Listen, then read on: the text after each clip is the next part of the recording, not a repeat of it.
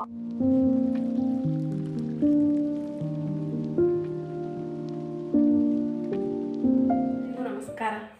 ಲಲಿತಾ ಪ್ರಿಯ YouTube ಚಾನಲ್ಗೆ ಸ್ವಾಗತ. ನಾನಿವತ್ತು ಸಾಸ್ ಮಾಡುವಂಥ ವಿಧಾನವನ್ನು ಹೇಳ್ಕೊಡ್ತಾ ಇದ್ದೀನಿ. ಟೊಮೆಟೊ ಸಾಸು, ಚಿಲ್ಲಿ ಸಾಸು ಹಾಗೆ ಸೋಯಾ ಸಾಸು. ಮೊದಲಿಗೆ ಟೊಮೆಟೊ ಸಾಸನ್ನು ಮಾಡೋಣ. ಅದಕ್ಕೆ ಬೇಕಾಗುವಂತಹ ಸಾಮಾನು 4 ದೊಡ್ಡದಾಗಿರುವಂತಹ ಟೊಮೆಟೊವನ್ನು ತೆಗೆದುಕೊಂಡಿದ್ದೇನೆ. ಇದನ್ನು ಒಂದು ಟೊಮೆಟೊವನ್ನು 4 ಪೀಸ್ ಮಾಡಿ ಕಟ್ ಮಾಡಿ ಬೇಯಿಸ್ಕೋಬೇಕು.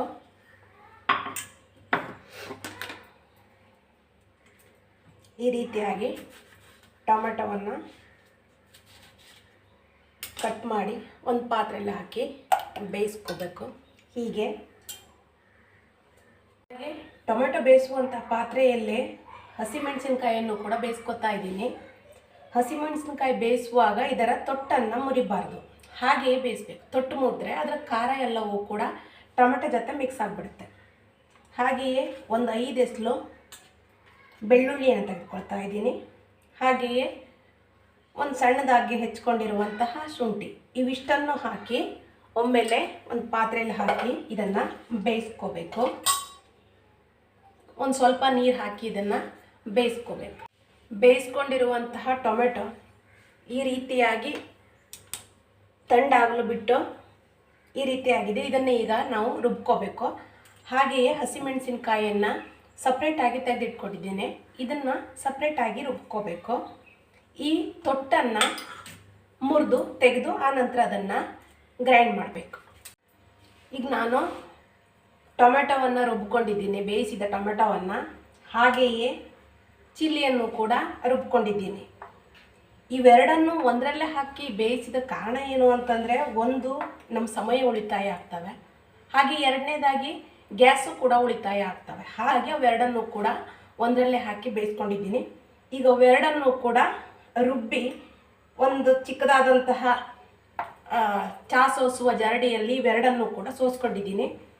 ಈಗ ಇದನ್ನು ಹೇಗೆ ಮಾಡೋದು ಎನ್ನುವುದನ್ನು ಹೇಳ್ತಾ ಇದ್ದೀನಿ. ಆಗಲೇ ಬಂಡಿಯನ್ನು ಕಾಸೋಕ್ಕಿಟ್ಟಿದ್ದೀನಿ. ಈಗ ಈ ರುಬ್ಕೊಂಡಿರುವಂಥ ಟೊಮೆಟೊವನ್ನು ಹಾಕ್ಕೊಳ್ಳೋಣ.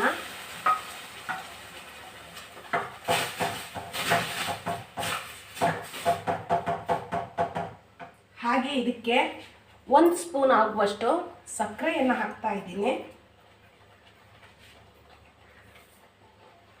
ಈ ಚಿಕ್ಕದಾಗಿರುವಂಥ ಸ್ಪೂನ್ ಆಗಿದ್ದರಿಂದ 2 ಸ್ಪೂನ್ ಹಾಕ್ತಾ ಇದ್ದೀನಿ. ದೊಡ್ಡದಾದಂಥ ಸ್ಪೂನಲ್ಲಿ 1 ಸ್ಪೂನ್ ಹಾಕಿದರೆ ಸಾಕಾಗ್ತವೆ. ನಾನು ಇದಕ್ಕೆ ಅದು ಥಿಕ್ನೆಸ್ ಬರುವ ಸಲುವಾಗಿ ಕಾರ್ನ್ ಪೌಡ್ರನ್ನು ತೆಗೆದುಕೊಂಡಿದ್ದೀನಿ. ಇದರಲ್ಲಿ 3 ಸ್ಪೂನ್ ಆಗುವಷ್ಟು ಕಾರ್ನ್ ಪೌಡ್ರೇ ಇದೆ. ಯಾಕಂತಂದರೆ ನನಗೆ ಟೊಮೆಟೊ ಸಾಸು, ಚಿಲ್ಲಿ ಸಾಸು ಹಾಗೆ ಸೋಯಾ ಸಾಸು ಈ 3ಕ್ಕೂ ಕೂಡ ಈ ಕಾರ್ನ್ ಪೌಡ್ರ್ ಬೇಕು.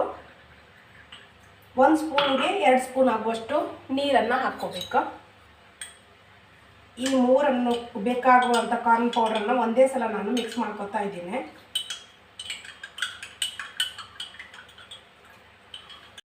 ಈ ರೀತಿ ಥಿಕ್ನೆಸ್ ಬರೋ ಹಾಗೆ ಇದನ್ನು ನೀರು ಹಾಕಿ ಕಡ್ಕೋಬೇಕು.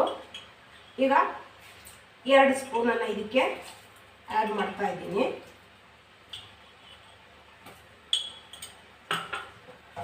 ಹಾಗೆ ಇದನ್ನು ತಿರುಗಾಕಬೇಕು. ನಮಗಿದೇನಾದರೂ ಸ್ವಲ್ಪ ದಪ್ಪ ಅಂತ ಅನಿಸಿದರೆ ಸ್ವಲ್ಪ ನೀರು ಹಾಕ್ಕೋಬೋದು. ಸ್ವಲ್ಪ ದಪ್ಪಾಗಿದೆ, ಹಾಗಾಗಿ ಇದಕ್ಕೆ ಸ್ವಲ್ಪ ನೀರು ಹಾಕ್ಕೋತಾ ಇದ್ದೀನಿ. ಒಂದು 2 ರಿಂದ 3 ನಿಮಿಷ ಇದನ್ನು ಹಾಗೆ ಒಂದು ಮೀಡಿಯಂ ಫ್ಲೇಮಲ್ಲಿ ಇದನ್ನು ಕುದಿಸ್ಕೋಬೇಕು.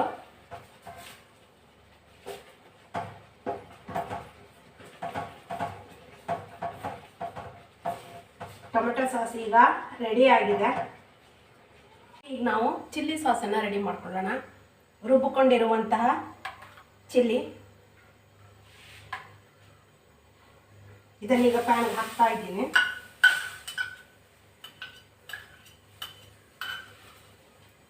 ಸೇಮ್ ಪ್ರೊಸೀಜರ್, ಟೊಮೆಟೊ ಸಾಸ್ ಹೇಗೆ ಮಾಡಿದ್ರೋ ಹಾಗೆಯೇ ಇದಕ್ಕೆ ಸ್ವಲ್ಪ ನಾವು ಉಪ್ಪು ಹಾಕ್ಕೊಳ್ಳೋಣ, ಸ್ವಲ್ಪ ರುಚಿಗೆ. ಹಾಗೆ 1 ಸ್ಪೂನ್ ಆಗುವಷ್ಟು ಗರಂ ಮಸಾಲೆಯನ್ನು ಹಾಕೋತಾ ಇದ್ದೀನಿ. ಗರಂ ಮಸಾಲೆ ಪೌಡರ್. ಇದು ತುಂಬ ದಪ್ಪಗಿದೆ, ಹಾಗಾಗಿ ನಾನು ಇದಕ್ಕೆ ಇದು ಬೇಯಿಸಿಟ್ಕೊಂಡಿರುವಂತಹ ನೀರು ಅದನ್ನೇ ಹಾಕ್ತಾ ಇದ್ದೀನಿ.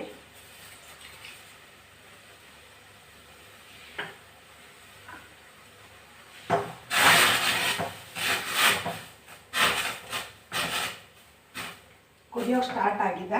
ಕುದಿಯೋಕೆ ಸ್ಟಾರ್ಟ್ ಆದಮೇಲೆ ಈ ಕಾರ್ನ್ ಪೌಡರ್ ನೀರು ಮಾಡ್ಕೊಂಡಿದ್ದೀವಲ್ಲ ಅದನ್ನು ಒಂದು 2 ಸ್ಪೂನನ್ನು ಹಾಕ್ಕೋಬೇಕು.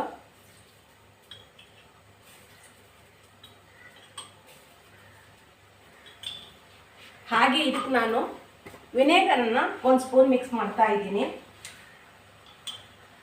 ಇದು ಕೂಡ ನಾನು ಮನೆಯಲ್ಲೇ ಮಾಡಿಟ್ಕೊಂಡಂಥ ವಿನೇಗರ್. ಈಗ ನಾವು ಸೋಯಾ ಸಾಸ್ ಮಾಡುವ ವಿಧಾನವನ್ನು ನೋಡೋಣ. ಒಂದು ಅರ್ಧ ಕಪ್ ಆಗುವಷ್ಟು ಸಕ್ಕರೆಯನ್ನು ತಗೊಂಡಿದ್ದೀನಿ. ಇದೀಗ ಕಂದು ಬಣ್ಣ ಬರುವವರೆಗೂ ಕೂಡ ಈ ಸಕ್ಕರೆಯನ್ನು ನಾವು ಹುರ್ಕೋಬೇಕು.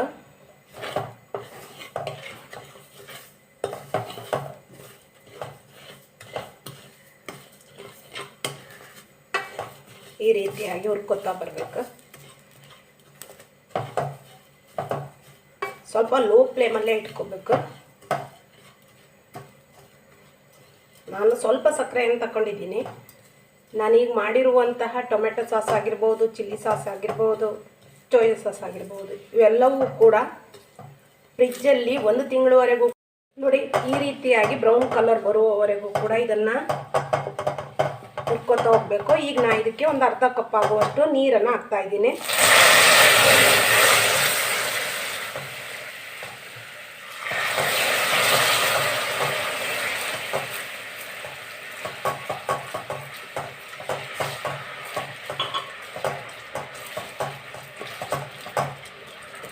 ತಿರುತ್ತಾ ಇರಬೇಕು, ಇಲ್ಲ ಅಂತಂದರೆ ತಳ ಇಟ್ಕೊಬಿಡ್ತವೆ. ನೀರು ಹಾಕಿದ ಮೇಲೆ ತೊಂದರೆ ಇಲ್ಲ. ಹಾಗೆ ಇದಕ್ಕೆ ಕಾರ್ನ್ ಪೌಡ್ರನ್ನು 2 ಸ್ಪೂನ್ ಕಾರ್ನ್ ಪೌಡ್ರನ್ನು ಆ್ಯಡ್ ಮಾಡ್ಕೊತಾ ಇದ್ದೀನಿ.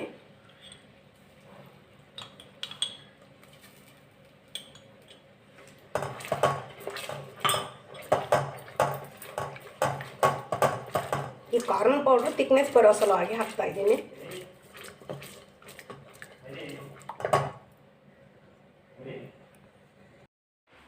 ನೋಡಿ ಈ ರೀತಿಯಾಗಿ ಟೊಮೆಟೊ ಸಾಸು ಹಾಗೆ ಚಿಲ್ಲಿ ಸಾಸು ಸೋಯಾ ಸಾಸು ರೆಡಿಯಾಗಿದೆ. ನೀವು ಕೂಡ ಇದನ್ನು ಮನೆಯಲ್ಲಿ ಟ್ರೈ ಮಾಡಿ ಹಾಗೆ ಸ್ಟೋರ್ ಮಾಡಿ ಇಟ್ಕೊಳ್ಳಿ. ಅಂಗಡಿಯಲ್ಲಿ ಹೋಗಿ ಎಷ್ಟೆಷ್ಟೋ ದಿವಸದಿಂದ ತೆಗೆದುಕೊಂಡು ಬರೋದಕ್ಕಿಂತ ನಾವೇ ಮನೆಯಲ್ಲಿ ಮಾಡೋದು ಉತ್ತಮ.